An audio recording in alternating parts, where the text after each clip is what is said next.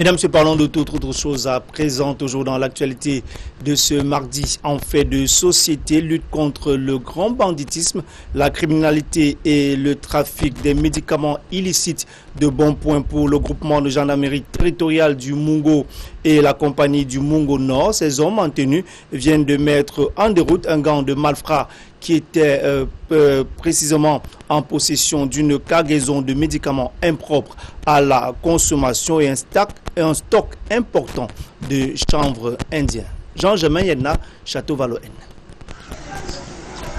C'est une cargaison importante, composée de 312 cartons de médicaments issus de la contrebande et la contrefaçon, et un stock considérable du chanvre indien.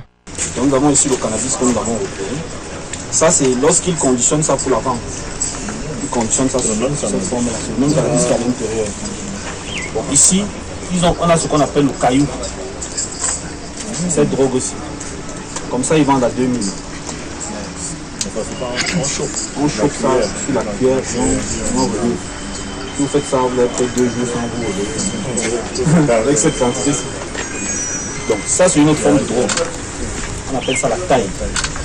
La même chose. C'est 2500. Ce sont les drogues extrêmement. C'est beaucoup d'argent. Quand ils emballent comme ça, je crois que c'est 200 ou 300 francs.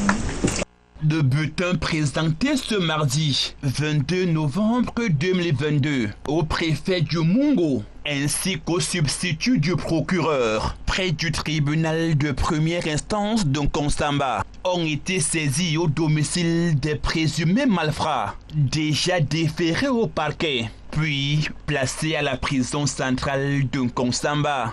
Nous encourageons et nous adressons nos vives félicitations au groupement de gendarmerie territoriale du Mungo et tout particulièrement à la compagnie Mungo Nord pour cet autre acte. La sécurité passe par la lutte contre les drogues sous leurs différentes formes. Vous avez vu du cannabis, du chanvre et bien d'autres drogues qui non seulement exposent notre jeunesse, qui la détruisent même, et qui facilite le banditisme et la criminalité. Vous avez vu également la lutte contre les médicaments de contrefaçon qui polluent également notre système de santé et s'attaquent même à la bonne pratique de la médecine.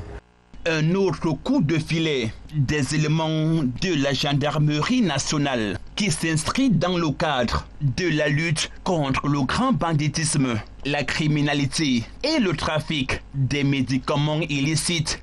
Déjà, nous remercions les OPJ et nous les encourageons à faire davantage pour assainir notre localité et éradiquer ce phénomène qui nuit à la jeunesse et qui encourage à la base la criminalité.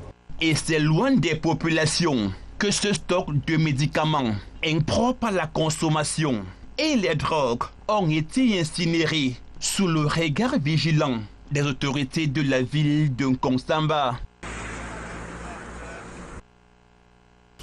Et le bonheur s'offre à vous.